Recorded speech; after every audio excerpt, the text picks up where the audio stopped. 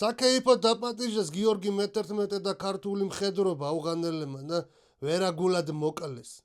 ვერაგულად მოექცნენ ჩვენ ვაშკაც ბიჭებს.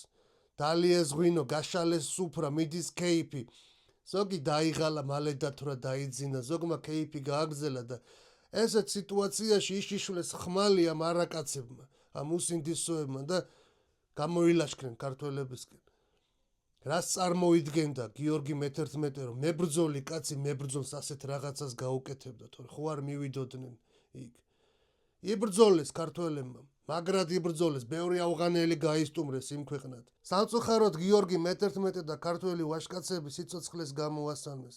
იგი გამაჰმადიანებული მეფე იყო, მაგრამ მის გულში ყოველთვის ქრისტე ცხოვრობდა და ქრისტიანადაც გარდაიცვალა. როდესაც იგი მოკლეს, მას უპოვეს მკერდზე ჯვარი, რომელიც ფარულად ეკეთა. იგი ფარულად ლოცულობდა ქრისტეზე. შაჰი ნიშნავდა მაშინ ქართლის კარზე მეფეს და ძირითადი მოთხოვნა იყო ის, რომ იგი უნდა გამაჰმადიანებულიყო. სხვანაირად არ დანიშნავდა. ამიტომ მიიღო მან მაჰმადიანობა. სამაგიეროდ ეხმარებოდა ქრისტიანებს, პრივილეგიას აძლევდა, ეხმარებოდა ეკლესიას.